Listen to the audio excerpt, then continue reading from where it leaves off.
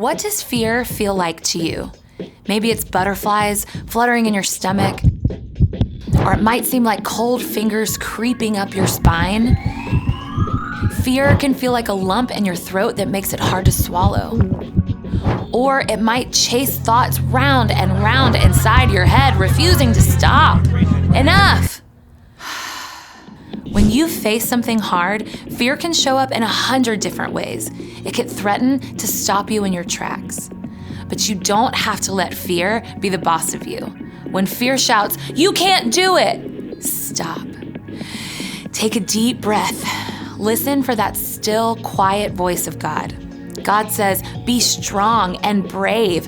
Do not be afraid. Do not lose hope. I am the Lord your God. I will be with you everywhere you go." When you know that God is with you, you can keep going. You can walk straight through those fears. And when others see you choose to be brave, even when you're afraid, they can see God at work in your life. That's why courage is an amazing way to worship God with your life. Because worship is about more than just singing loud, it's all about living loud.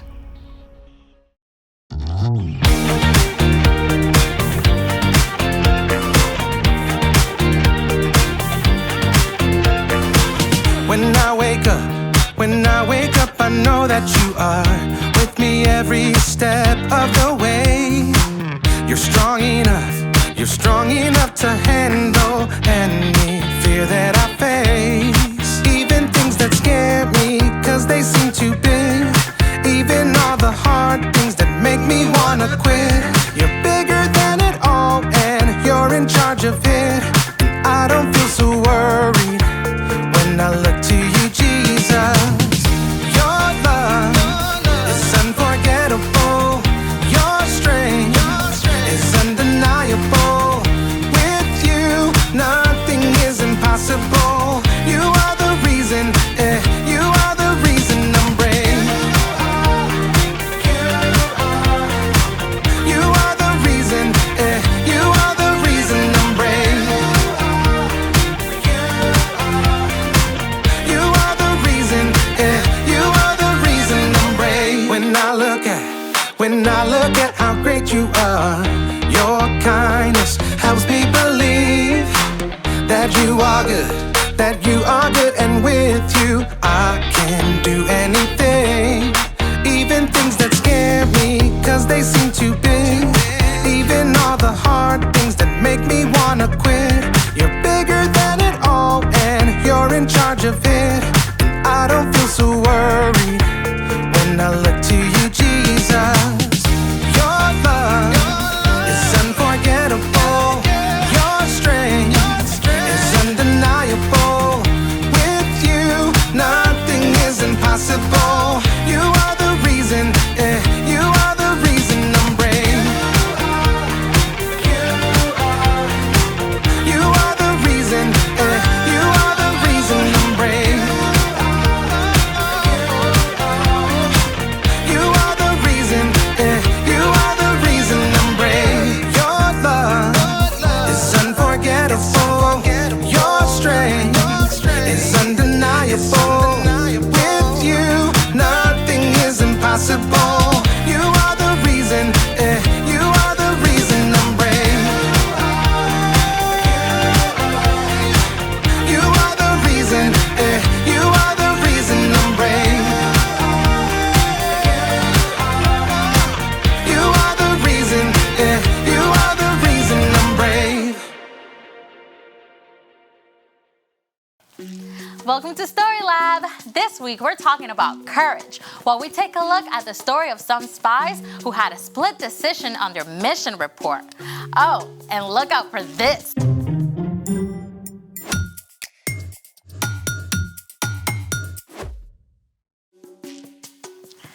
Hey, I'm Amaya. And I'm Zeke. And we're talking about courage, which is being brave enough to do what you should, even when you're afraid. So, let me get this straight.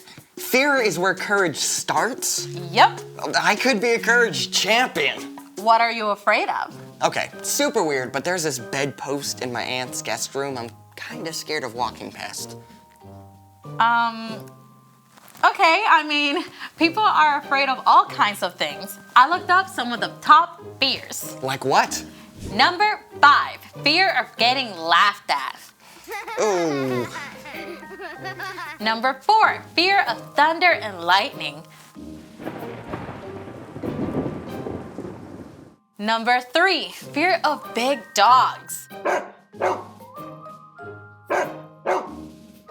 Number 2, fear of heights. And number 1, fear of snakes and spiders. Now my heart's pounding. I know, right? When fear shows up, it can actually take over your body. Fear really does go straight for the control system. When you face a fear, your brain alerts your nervous system, which triggers the release of stress hormones like cortisol and adrenaline. This causes your blood pressure, heart rate, and breathing to increase. More blood flows to your limbs so you can throw a punch or run for your life. And some parts of your brain are so busy amping up your body that the thinking part of your brain can shut down. Wow. No wonder we make such terrible decisions when we're afraid. Yep, but there are things that we can do to face our fear. Like we can breathe deeply and slowly. And we can also ask questions about our fears. Like, what do I really think that bedpost is gonna do to me? Exactly. Oh, great job holding up the bed. You can even plan baby steps to face your fear, a little bit at a time. Hey, what are you afraid of? Crickets. What? Yeah. What's in the box? A cricket? Oh, this is great. You can face your fear right here. Yeah. Okay, just gonna lift the box up really slowly. And then I'm just gonna open it really slowly. Maybe after the story. Well, okay, it's time for... The story before the story. Today, we're in the 4th book of the Old Testament, Numbers. God promised to bless the whole world through Abraham's family, the Israelites, and give them a home in the land of Canaan. God delivered them from slavery in Egypt, leading them through the Red Sea. In the desert, God showed deep love by giving the Israelites food and water. God also gave them rules to show them how to love God and love others.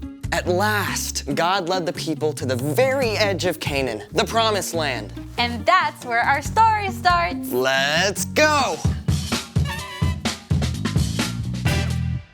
Hey everyone!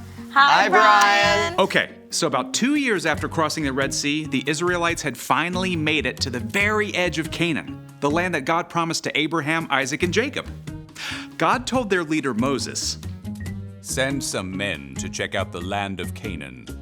I am giving it to the Israelites. Send one leader from each of Israel's tribes." So Moses called a leader from each of the 12 tribes. Shammua, Shaphat, Caleb, Igal, Joshua, Palti, Gadiel, Gadi, Amiel, Sethur, Nabi, and Juel. So once the gang was all together, Moses laid out a super secret spy mission for these guys. I want you to see what Canaan is like. Are there a lot of people or just a few? Are they strong or weak? Do their towns have high walls? Oh, and study the land. Is the soil rich or poor? Are there trees? Bring back some of the food that grows there if you can. So just like that, these 12 men snuck into Canaan just as God had instructed. Now, for about 6 weeks, they traveled the length of the country and saw the places where Abraham and his family had lived hundreds of years before. On their return journey, the spies cut a bunch of grapes so ginormous, it had to be carried on a pole between 2 men.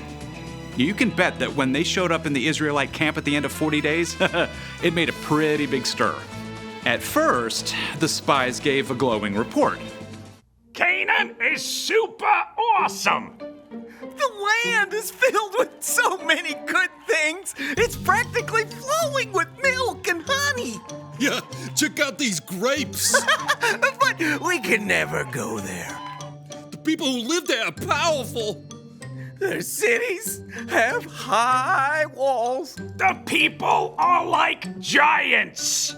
Even though the spies had seen many good things, they were stuck on their fears. Only Joshua and Caleb were brave enough to speak up. We should go up and take the land. We can certainly do it. No way.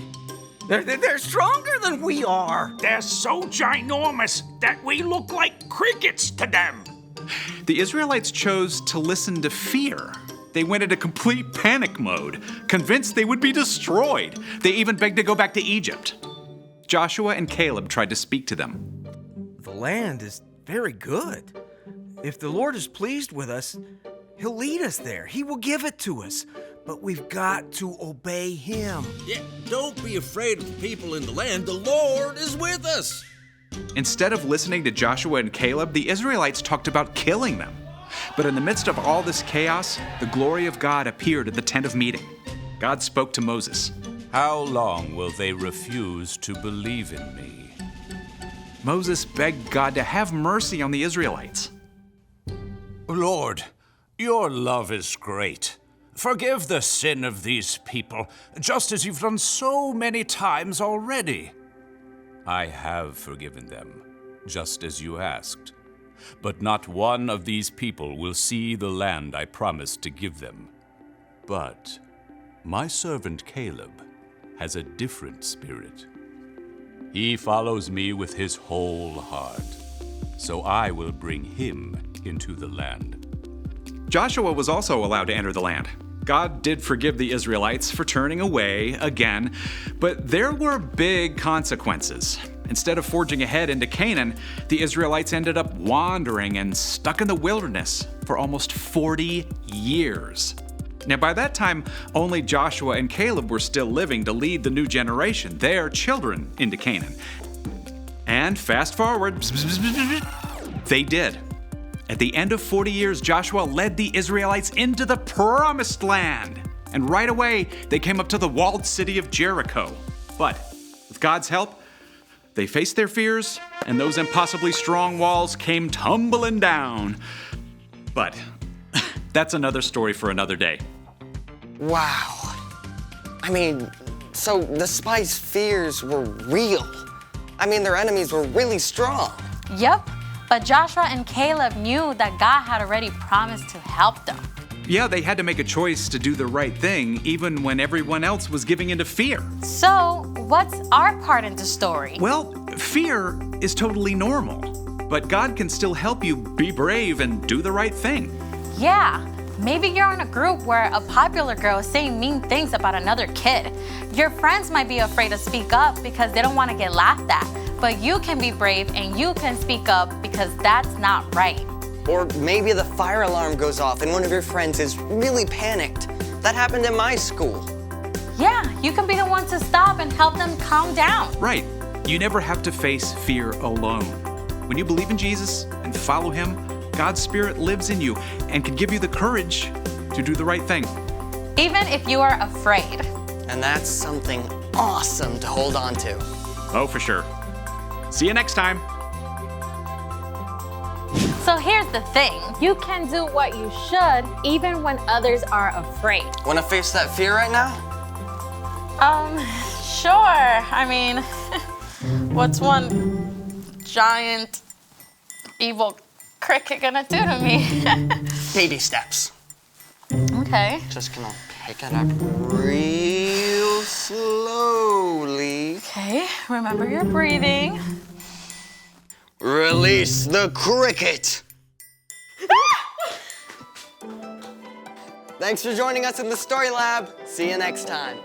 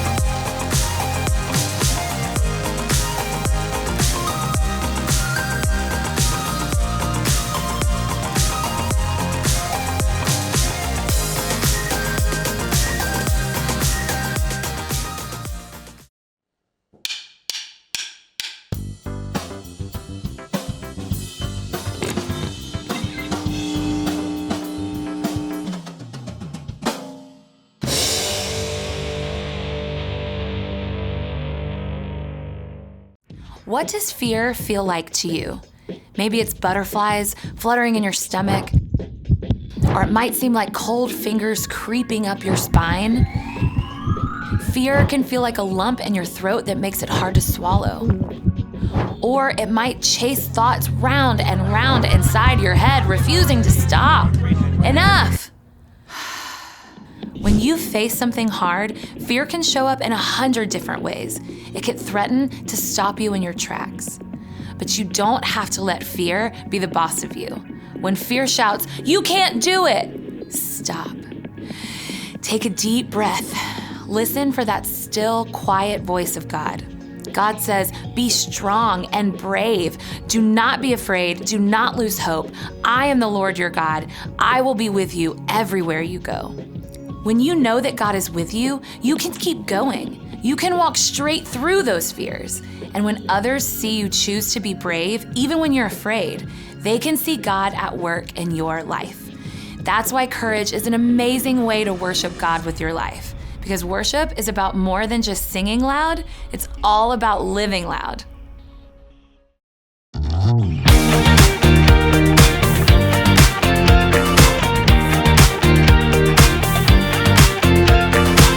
When I wake up, I know that you are with me every step of the way. You're strong enough to handle any fear that I face. Even things that scare me, 'cause they seem too big. Even all the hard things that make me wanna quit. You're bigger than it all, and you're in charge of it. And I don't feel so worried when I look to you, Jesus. Your love is unforgettable. Your strength is undeniable. With you, nothing is impossible. You are the reason, you are the reason I'm brave. You are the reason, you are the reason I'm brave. You are the reason, you are the reason I'm brave. When I look at how great you are, your kindness helps me believe that you are good, and with you I can do anything. Even things that scare me, 'cause they seem too big. Even all the hard things that make me wanna quit. You're bigger than it all, and you're in charge of it. And I don't feel so worried when I look to you, Jesus. Your love is unforgettable. Your strength is undeniable.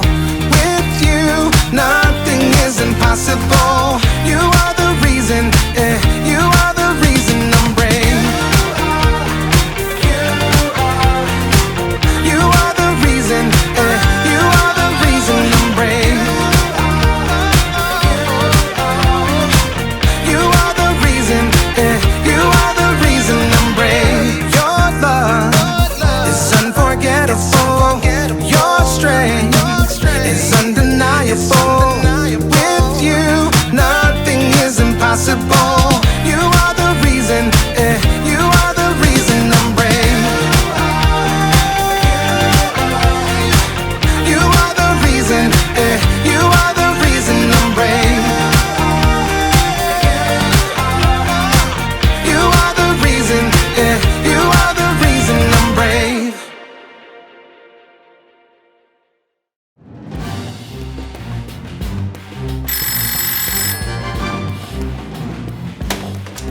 Hello? Are you serious? I'll be right there. And now, let's make sure we get some happy, content little mountains. That's the phone. Hello? Yes, I'll be there in a jiffy.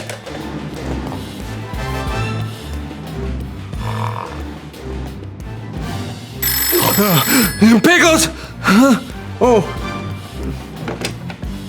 Greg Lowe? Yeah, I'll be right there.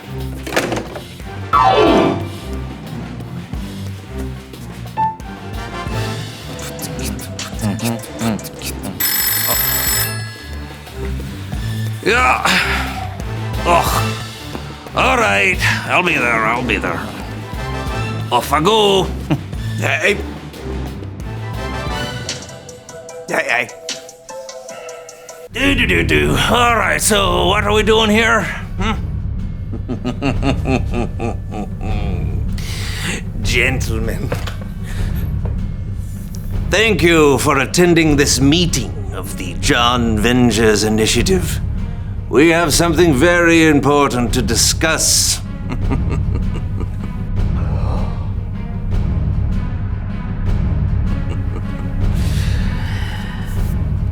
Where are we going to go to lunch? Oh, that's not the foods?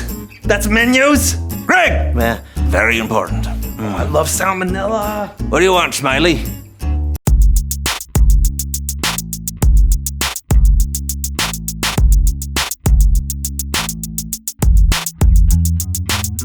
Hello everyone, I'm John. And I'm Steven. And you're watching the So... Bee! There's a bee. What? What? Where? There's a bee. No! Where are you going? No, guys, get back here. Get back. No, everyone run. Steven, get back here.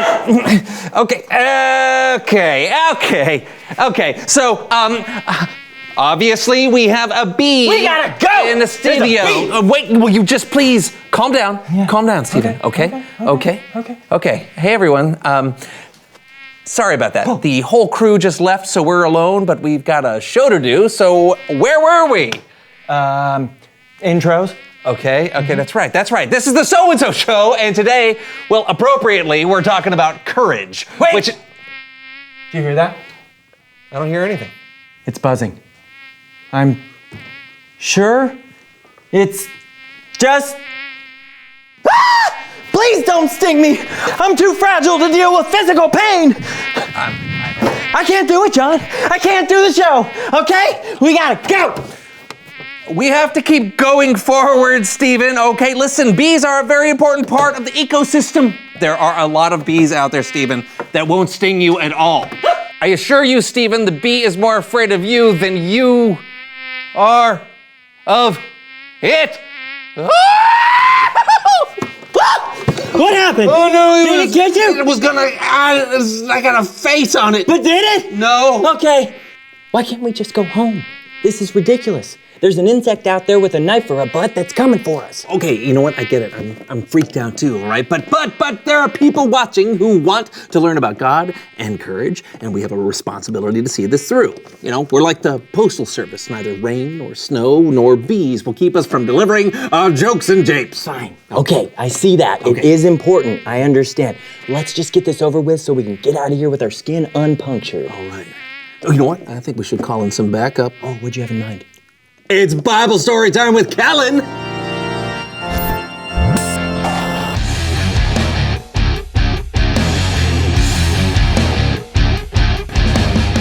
Hey! Hey, Kellen! Quiet! It'll hear us. Oh, right. What's going on? Hey, Kellen, there's a bee in the studio. That's terrifying. But you know, bees are actually an important part of our ecosystem. Yeah, I know. Yeah, we know, but we still don't want to get stung.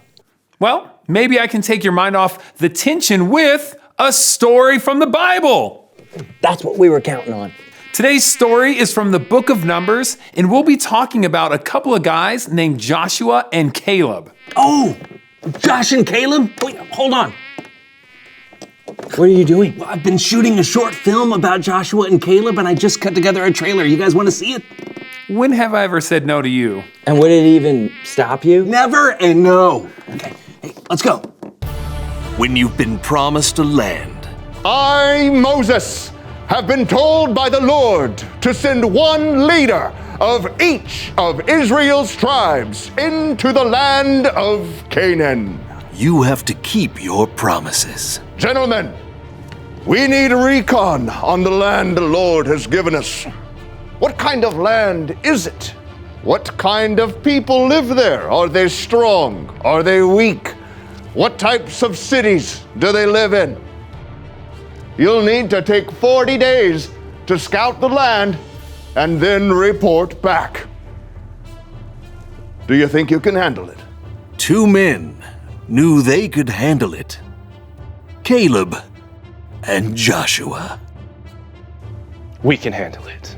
Hold on. Just want to clarify some things. What's wrong? I felt like I was pretty spot on so far. Yeah, I liked it. It's not bad, but Moses sent 12 men into Canaan to scout ahead. Where are all the other actors? Oh, I shot this on a shoestring budget, Kellen. I did the thing I always do when I can't afford another actor. Put the same actor in a Put the bad same wig. actor in a bad wig. Yeah, exactly. Even when things look too good to be believed. Look at the size of those grapes. It'll take both of us to lift one bunch. A little fear can still turn things wrong. The 40 days is up, and I'm so glad that everyone has returned. From everything I've heard, it sure sounds like Canaan is a truly glorious place for us to settle. I am thankful that God has promised it to us. No, we can't go back there. We saw huge cities with giant walls. Everyone that lives there is too powerful for us. The Lord is just sending us into this land to be killed? Oh, we should have just died in Egypt. How am I doing so far, Kellen? Pretty good. Even though the scouting party saw all the good things that Canaan could provide for them, and even though God had promised to give it to them, they were too scared to really go for it. Most of them were too scared. But when things are darkest, you have to stand up for what you believe in. We should go up and take the land. If the Lord is pleased with us, he'll lead us there. But we've got to obey him. Don't be afraid of the people in the land. The Lord is with us. Yes. Their countrymen's fear, though, was too strong. Get him! Yeah! Throw rocks at him! Things were turning bad, and then God showed up. It's true. God was furious at the Israelites. They weren't trusting God's plan. So Moses had to beg the Lord to forgive them. God did forgive, but there were still consequences. The people would have to wander in the desert for 40 years. And the only people who went on the scouting mission who would get to enter the land were Caleb and Joshua. They trusted the Lord and they had the courage to do what was right. Caleb, Joshua, in 40 days. Already showing in a Bible near you. That's it. Not bad, right? I don't know. I don't really care for trailers that feel like they show the entire movie. Caleb and Joshua saw the same thing all the other people on the scouting trip saw. So why did they want to go into Canaan while the others were afraid? Simple. They trusted God. Caleb and Joshua might have been afraid too, but they knew God was with them. When you're faced with a problem you're afraid of, you can trust that God is with you too. I'll see you guys next time. Oh, hey, thanks, Kellen. Do you think we're safe? Yeah. Yeah? I think so. I feel pretty sure we're clear of okay, Stephen? What? Don't freak out. The bee is on me. Don't freak out. I'm gonna freak out. But if you do, the bee's gonna... Okay, wait, hold on, I got an idea. Try to distract it. I am. Okay, guess what? That's perfect. Keep screaming and running around. Whoa. Buzz.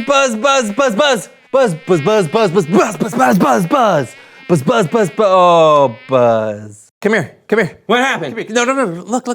Am I dead? No. Come here. No, it's okay. Some bees like a little white sugar dissolved in water. Our little pal here, he was just hungry. See? He's just having a little sip. Wow. Look at that. You're a regular Dr. Doolittle. Well, I can't talk to the animals, but you know what I can do? What? Reveal the question! Today's question of the day is, what are people afraid of? Bees. Mm-hmm. Even though they're a very important part of the ecosystem. Very good. You know what I'm afraid of? People driving too fast. Whew.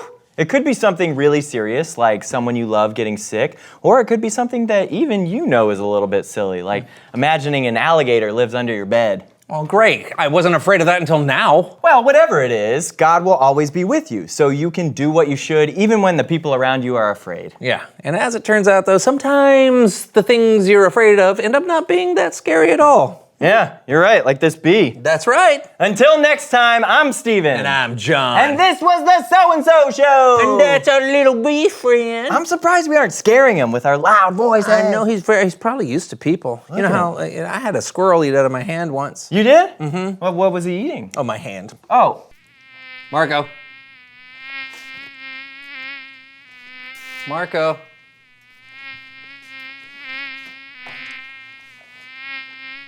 Marco?